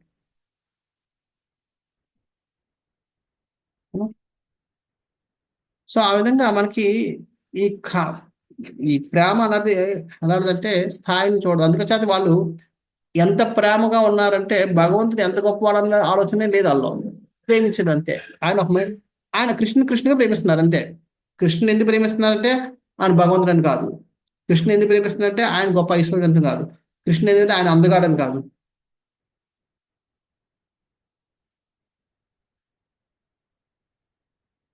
అందగాడైనా లెక్క చేయడం లేదు, ఏం లేదు, కృష్ణుడు అంతే. ఆ విధంగా ప్రేమిస్తున్నారు కాబట్టి భగవంతుడి గొప్పతనాన్ని వాళ్ళు కూడా తెలుసుకోలేకపోతున్నారు.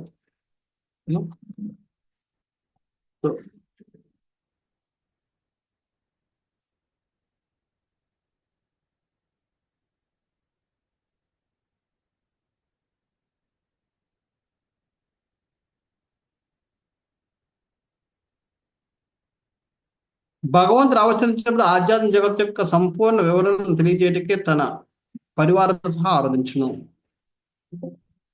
ఆ? ఒక 1 minute జస్ట్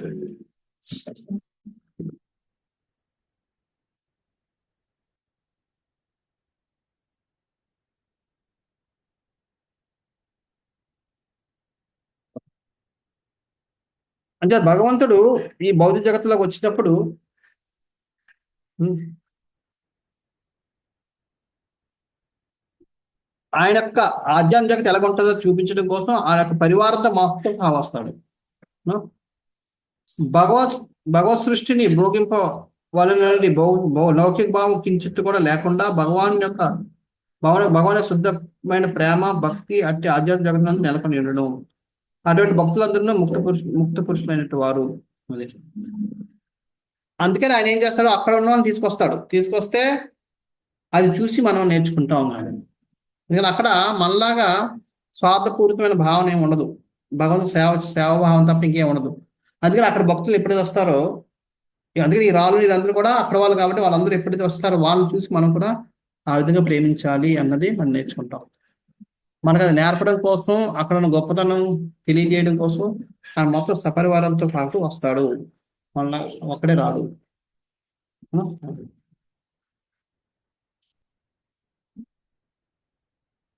అంతేకాదు, ఇంకొక విషయం ఏంటంటే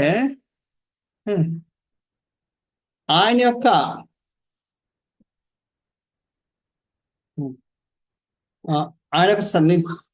శ్రీకృష్ణుని నిత్యసరులు కూడా దేవదేవుని సమర్గం ఎరుగుకున్నారు.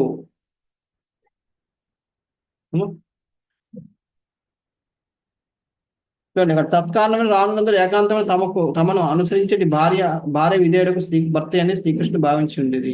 అనగా శ్రీకృష్ణ భగవాన్ని నిత్య అనుచరులే ఆ దేవదేవుని సమగ్రంగా ఎరుగుకున్నారు.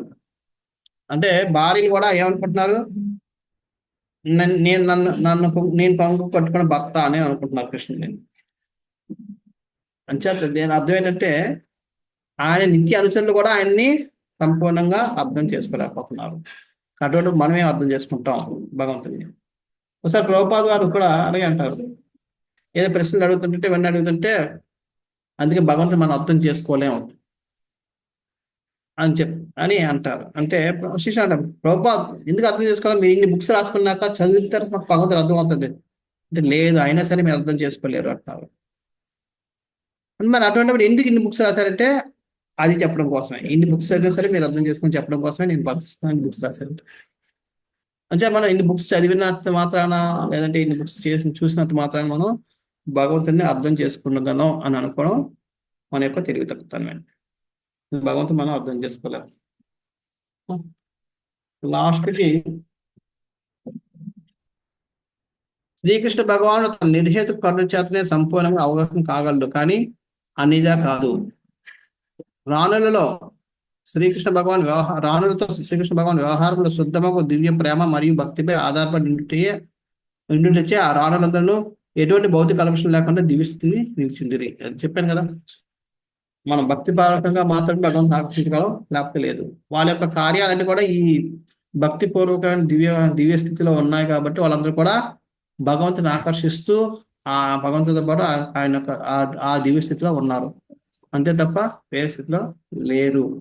వాళ్ళే మనలాగా ఈ ఆకర్షణలో, భౌతిక ఆకర్షణ, శారీరక ఆకర్షణ మీద ఆధారపడి ఉంటే అవి మారిపోతుంటాయి, ఆకర్షణ పోద్ది. మంచిగా వాళ్ళు అది లేదు కాబట్టి వాళ్ళు ఎప్పుడు కూడా ఇది ఉంటారు. ఇక్కడ విశ్వనాథ్ చక్రవర్తి ఠాకూర్ వారు ఒక విషయాన్ని చెప్తున్నారు.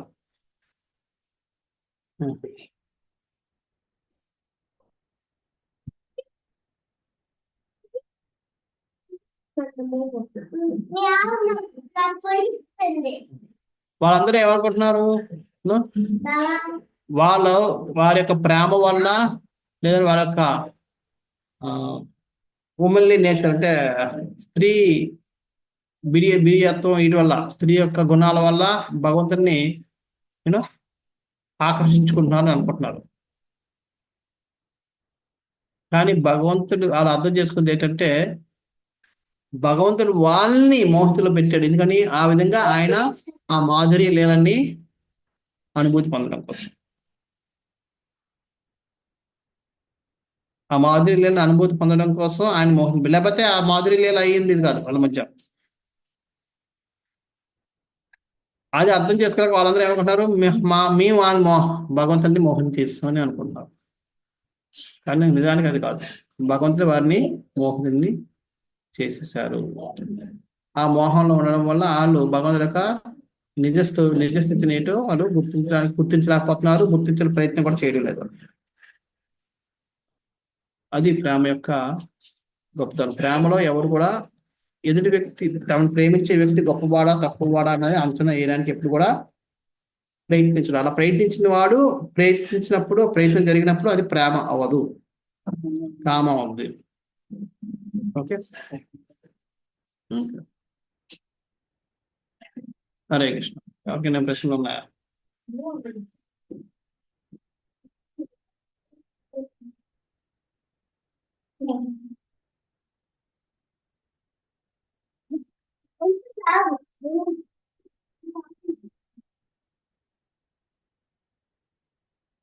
ఇది కొద్దిగా ఈరోజు కొంచెం ప్రాక్టికల్ గా ఉంది. బేసికల్ గా ఏంటంటే భగవంతుడు మనం అర్థం చేసుకోవాలి, అది మనం నేర్చుకోవాల్సింది.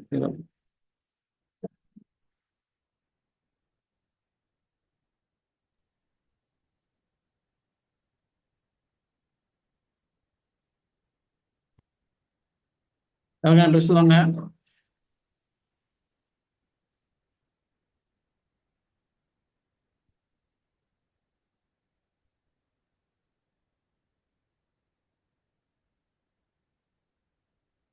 అందరు బిల్డర్ అయిపోయారా?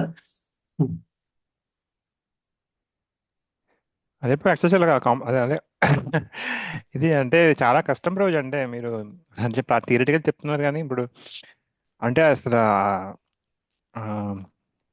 ఆ భావం నుంచి బయట రావడానికి ఎట్లా అంటే చాలా కష్టం అనిపిస్తుంది రోజు లాస్ట్ ఇవన్నీ. అది అన్ని అంటే కొన్నిసార్లు చాలా డిస్కరేజ్మెంట్ కూడా వస్తుంది రోజు, చాలాసార్లు డిస్కరేజ్మెంట్ వస్తుంది. అంటే ఎంత మనం అందాం అనుకున్నా కూడా వెనక లాగుతూనే ఉంటుంది. సో కొన్నిసార్లు చాలా డిస్కరేజింగ్ గా అనిపిస్తుంటుంది. మళ్ళీ ముందుకెళ్తాం, మళ్ళీ వెనక్కి లాగుతుంటుంది, మళ్ళీ ముందుకెళ్తాం, మళ్ళీ ఇట్లా నడుస్తుంటుంది. అంటే మనలో ఆ ప్రయత్నం జరగడం లేదు, భగవంతుని ఎప్పుడు స్మరిస్తూ ఉండాలనే ప్రయత్నం జరగడం లేదు. అంచేత మనం ఏంటంటే ప్రయత్నం జరిగినంతసేపు మనం కొద్దిగా సుఖంగా ఉంటాం, సంతోషంగా ఉంటాం. మళ్ళీ ఎప్పుడైతే మనం దీంట్లోకి ఆకర్షణ అయిపోతామో మళ్ళీ పట్టుకుంటుంది. అందుకని మనం అప్పుడప్పుడు ఉత్సాహంగా, మళ్ళీ ఉత్సాహం నిరుత్సాహం ఇలా జరుగుతూ ఉంటుంది.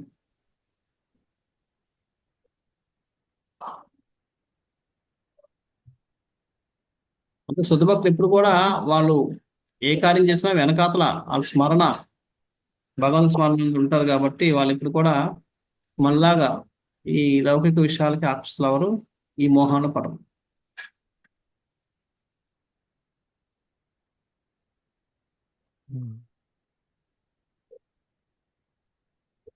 హరే అంటే కృష్ణ వీళ్ళందరూ ప్రభు యోగుల, పెద్ద యోగుల ప్రభు. వీళ్ళందరూ ఈ రాణులు అందరూ చాలా అంటే ఎన్నో సంవత్సరాలు వాళ్ళు యోగా వాళ్ళు ప్రాక్టీస్ చేసి, భక్తి యోగా ప్రాక్టీస్ చేసి. కొంతమంది చెప్పాం కదా, భగవంతుడు వారి యొక్క ఆధ్యాత్మిక జగత్ నుంచి అందరిని తీసుకొస్తారు. కొంతమంది అక్కడి నుంచి వచ్చిన వాళ్ళు ఉంటారు, రకరకాల ఉన్నారు.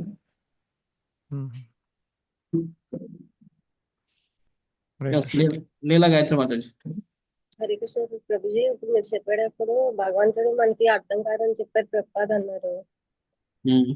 ఇప్పుడు భగవద్ధామం వెళ్ళాలి అన్న ఏదో చిన్న ఎక్కడో ఒక చిన్న దీంతోనే కదా మనం భక్తి చేయడానికి ముందుకొచ్చాము. నమ్మకంతో వెళ్ళడమేనా, అర్థం కాకపోతే, లేదంటే అర్థం చేసుకొని వెళ్ళాలి అంటే ఈ ఒక అవని పని అయిపోతుంది అందుకని కదా. భగవంతుడు అర్థం చేసుకోవద్దు, భగవంతుడు ఆయన పుస్తకం పెట్టుకొని వెళ్ళిపోవడం, చెయ్యాల్సింది చేయాలి. చూడండి. అదే భగవంతుడు. అందుకనే ప్రభుపాదులు గారు భగవద్గీత యొక్క ఉపోద్ఘాతంలో రాస్తారు ఏమంటే, ఈ పుస్తకాన్ని చదివేటప్పుడు కృష్ణుడు భగవంతుడని మీరు నమ్మకపోయినా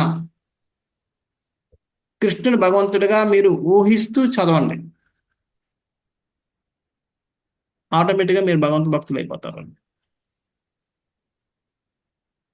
ఇక్కడ భక్తిలో ఉన్న గొప్పతనం ఏంటంటే మనం నమ్మిందాన్ని అనుభూతి పొందుతాం. సైన్స్లో అనుభూతి పొందిందని నమ్ముతాం. అంటే ఏదైనా ఎక్స్పీరియన్స్ ఇది చూస్తేనే మనం నమ్ముతాం, కానీ నమ్మిందని చూస్తాం భక్తిలో.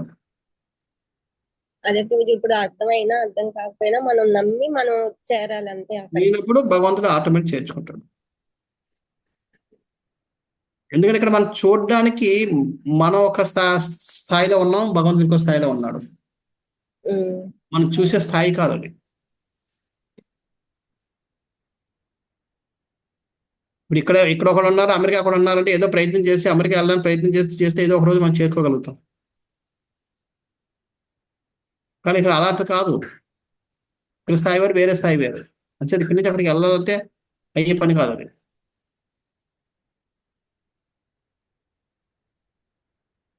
నేను ఎప్పుడైతే మనం నమ్ముకొని దాన్ని మనం ఇచ్చేస్తాం, ఆటోమేటిక్గా భగవంతుడు మనం ఇచ్చేస్తాం. Hare Krishna. Hare Krishna. Prabhuji, why you're always emphasizing that woman has lusty and greedy desire, but there are people who practice devotion service also, right? If you look, most of them are women only who do at home. ప్రశ్న అర్థమైందా అందరికి? నాకు అర్థం కాలేదు ప్రభు. మాతాజీని request చేద్దామని అనుకుంటాను ఎప్పుడు, నువ్వు తెలుగులో మాట్లాడమని. ఇది తెలుగు క్లాస్ కదా. తెలుగులో మాట్లాడు, తెలుగులో అడుగు. Prabhuji, you're telling woman has lot of lust desires. Telugu Last time Telugu. Prabhuji, I don't know. Okay. ఆమె ప్రశ్న ఏంటంటే, శాస్త్రంలో ఎప్పుడు కూడా స్త్రీలు కామవాసం కలిగిన వాళ్ళు, స్వార్థం పూరితులు అన్నట్టుగానే వర్ణిస్తారు. కానీ అదేం లేదు, వాళ్ళంతా చాలా ఆధ్యాత్మికంగా ఉంటారు. ఇప్పుడు మనం ప్రజెంట్ డేస్ లో చూసుకుంటే అందరూ భక్తులే, స్త్రీలే ఎక్కువ మంది భక్తులు ఉన్నారు. ఈరోజు క్లాస్లో చూసుకున్నా సరే మగవాళ్ళు అంటే ఆడవాళ్ళు ఎక్కువ ఉన్నారు. ఈరోజు మామూలు క్లాసుల్లో భక్తి వాళ్ళే చేస్తున్నారు కదా, మరి వాళ్ళని ఎందుకు అలా వర్ణిస్తారు అని చెప్పి ఎవరు సమాధానం చెప్తారా? ఎక్కడ శాస్త్రాల్లో రాయబడలేదు కదా ప్రభు. వాళ్ళని చూసి మోహితులు అవుతున్నారని చెప్పారు, కానీ వాళ్ళు స్వార్థపూరితులు, మోసకారులుగా ఎక్కడా లేదు కదా ప్రభు. అంటే గోపికలను తీసుకున్న, ఎవరిని తీసుకున్న వాళ్ళందరూ కూడా చాలా భక్తిలో ఉన్నత స్థాయిలో ఉన్నారు. వాళ్ళ కోసం కాకుండా మన దానికోసం, మన లౌకికంగా స్త్రీల కోసం రాస్తారు. స్త్రీ సాంగత్యంలో ఉంటే మనం ఇదైపోతాం అన్నట్టుగా రాస్తారు కదా. ఎందుకని ప్రభు మగవాళ్ళ కోసం ఎందుకు రాయరు, ఆడవాళ్ళ కోసం ఎందుకు రాస్తారు అలాగా? శాస్త్రాలు చూస్తే ఒక విధంగా పక్షపాతంగా కనబడతాయి. ఎక్కడ చూసినా వాళ్ళు పురుషులకే వార్నింగ్ ఇస్తుంటారు. స్త్రీ మాయా, స్త్రీతో జాగ్రత్తగా ఉండాలన్నది కానీ వాళ్ళు ప్రొజెక్ట్ చేస్తారు. కరెక్టే, చూపించడం అలాగే చూపిస్తారు.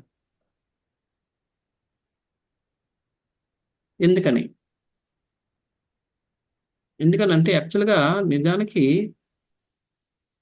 ఇప్పుడు చూడండి, ప్రభుపాద వారు ఇప్పుడు రాశారు కొన్ని. ఇప్పుడు ఉన్న పరిస్థితికి ప్రభుపాద వారు రాసిన దానికి చాలా తేడా ఉంటుంది. ఇంకొక 50 సంవత్సరాలు వెళ్ళిపోతే ప్రభుపాద వారు రాసినవన్నీ కూడా పనిచేయవు.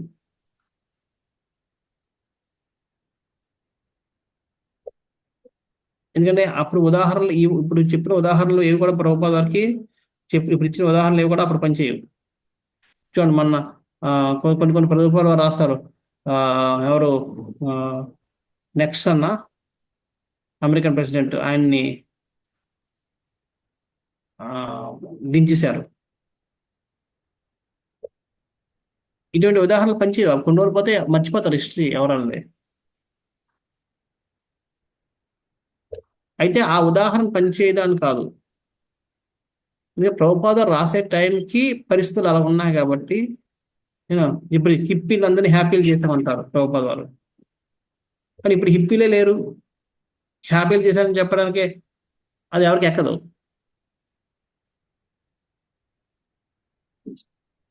అంచేత ఆ ప్రభుపాద వారు రాసిన టైంలో ఆ సందర్భానికి తగ్గట్టుగా పరిస్థితుల సందర్భంగా అని రాశారు.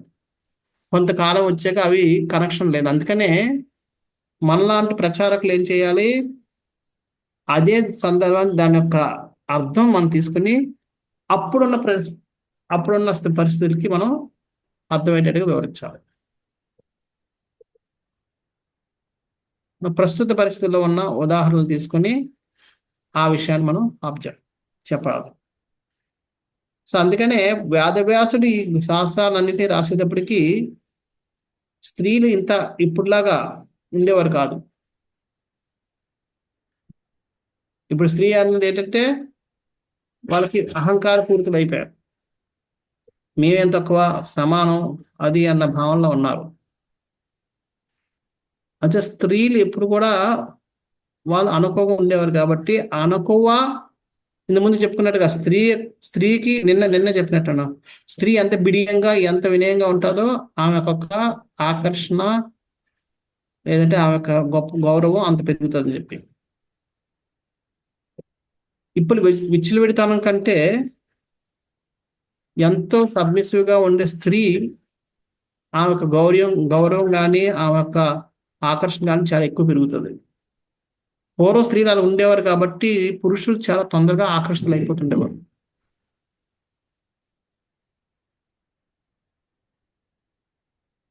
ఇప్పుడు కూడా చాలా మటుగా అబ్బా మనం చూస్తే టూ మచ్ చాలా అగ్రెసివ్ అన్నట్టుగా చాలా మంది, ఒక స్త్రీ ఎవరైనా పొద్దుగా అది ఇదిగా ఉంటే చాలా చాలా కష్టం డీల్ చేయడం అన్నట్టుగా పురుషుడు ఆమెను వాడుకోవడానికి ఉపయోగించుకుంటాడేమో కానీ ఆమెతో ఉండడానికి ఇష్టపడ్డు. ఎందుకంటే అటువంటి వాళ్ళతో ఉండడం కష్టం. ఆకర్షితుడు అవ్వడు. శారీరకంగా ఒకే ఆకర్షితుడు అవుతాడేమో కానీ ఒక సంబంధాన్ని ఏర్పరచుకోవడానికి ఇష్టపడ్డు. ఆ శారీరక కోరిక తీర్చుకుని వదిలేయడానికన్నా అంటగానే ఉంటారు. అంటే ఏ స్త్రీ అయితే సబ్మిసివ్గా ఉంటుందో వాళ్ళని ఇష్టపడతారు.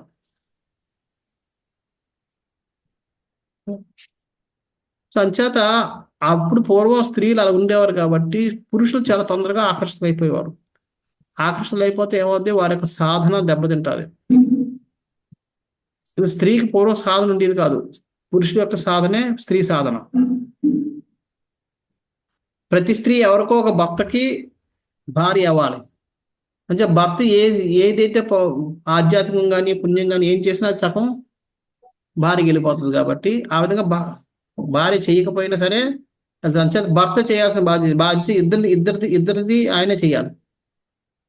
సో భర్త సరిగా లేకపోతే ఇద్దరు నరకానికి వెళ్ళిపోతారు. అందుకని అప్పుడు వాళ్ళు పురుషుడికి బాగా బోధిస్తారు, బాబు నీ బాధ్యత ఇది, అది నువ్వే కాదు నీతో పాటు ఆమెను కూడా నరకాన్ని తీసుకెళ్ళిపోతున్నావు, ఇద్దరు వెళ్ళిపోతారు కాబట్టి నువ్వు జాగ్రత్తగా ఉండాలి చెప్పి వాళ్ళకి బోధిస్తూ చెప్పేవాడు.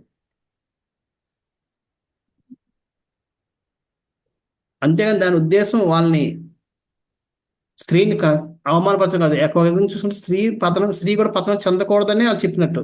ఎందుకంటే పురుషుడు ఎప్పుడైతే అభివృద్ధి చెందాడో స్త్రీ కూడా ఆటోమేటిక్గా అడ్వాన్స్ స్థితికి వెళ్ళినట్టే ఆయనతో పాటు. ఒక విధంగా వాళ్ళు స్త్రీకి కూడా మంచి జరగాలనే ఉద్దేశం రాసినవి తప్ప అవి స్త్రీని ఒక ఏదో కించపరచాలని రాసినవి కాదు. అది అర్థం చేసుకోలేక ఇప్పుడున్న షార్ట్ మెంటాలిటీ దానివల్ల వాళ్ళు ఆడి వెనకాతలు ఉన్న ఆ ఉపదేశాల వెనకాతలు ఉన్న మంచితనాన్ని చూడలేక వాళ్ళు ఇప్పుడు అలా అనుకుంటున్నారు. కానీ యాక్చువల్ నిజానికి అదేం కాదు. ఇప్పుడు ఏంటంటే ఇప్పుడు ఆ స్త్రీలలో ఆ గుణం లేదు. అంటే స్త్రీలకి ఆకర్షణ శారీరక ఆకర్షణ ఉంటుంది తప్ప మానసిక ఆకర్షణ ఉండదు. అందుకని ఇప్పుడు ఆ మానసిక ఆకర్షణ ఉండదు కాబట్టి జనాలు ఒకసారి శారీరకంగా వాళ్ళ కోరికలు తీరిపోతే వదిలే విడాకులు తీసుకో అలా ఆ టైప్లో అయిపోతున్నారు. నిజంగా మానసిక ఆకర్షణ ఉంటే విడిపడడం చాలా కష్టం.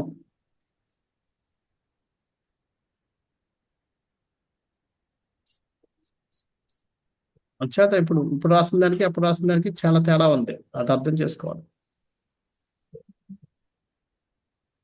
ఇప్పుడు అవి వర్తించు,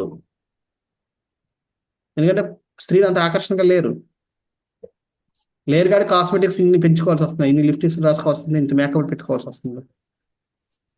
స్త్రీకి శోభ శారీరం కాదు, శోభ అనేది గుణం, స్త్రీ లక్షణాలు. అవి లేవు కాబట్టి ఈ శారీరకంగా ఆకర్షించుకోవడానికి ప్రయత్నాలు చేస్తున్నారు, లేకపోతే అవసరం లేదు.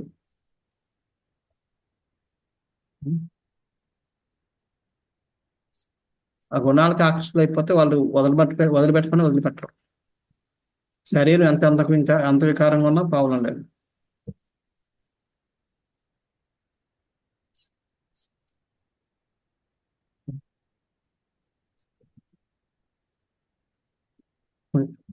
ఓకే,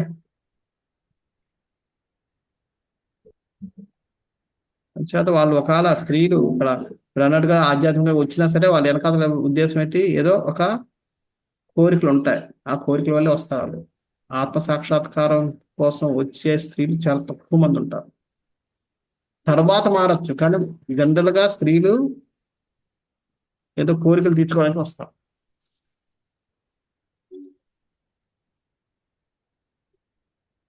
హరే కృష్ణ ప్రభుజీ. హరే కృష్ణ.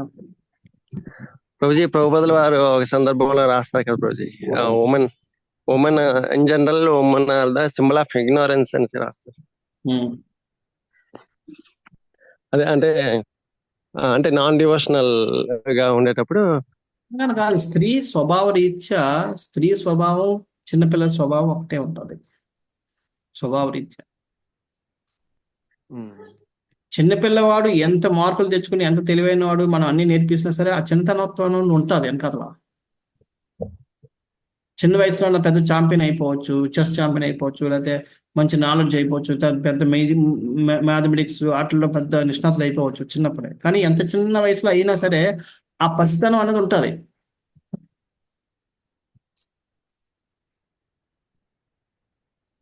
ఎంత ఆయనకి పరిసరాల మీద ఎంత అవేర్నెస్ క్రియేట్ చేసినా పసితనం అనేది ఉంటుంది. స్త్రీలు కూడా అంతే.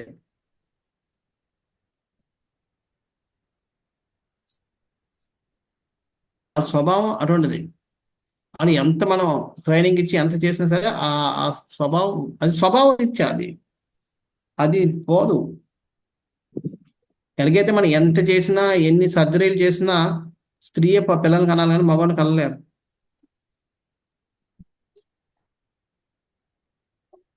అది ఎందుకంటే స్వభావం, బాడీ నిర్మాణం అది. అదేవిధంగా స్త్రీ యొక్క స్వభావం రీత్యాలు చిన్నపిల్లలు వాళ్ళు అన్ని తెలివితేటలు ప్రదర్శించినా వెనకాతల ఆ స్త్రీ స్వభావం అనేది ఉంటుంది. చిన్నపిల్లల తన మనస్తత్వం అనేది ఉంటుంది. చాలా తొందరగా మోసపోయే స్వభావం అనేది ఉంటుంది.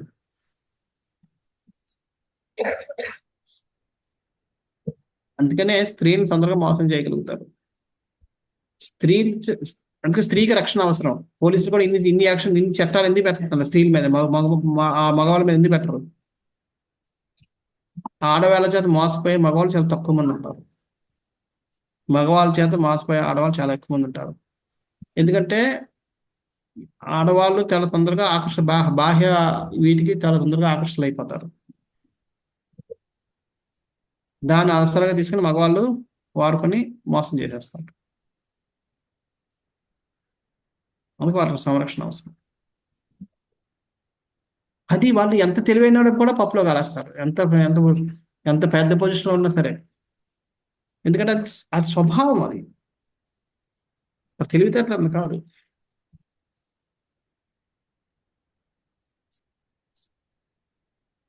ఓకే, హరే కృష్ణ.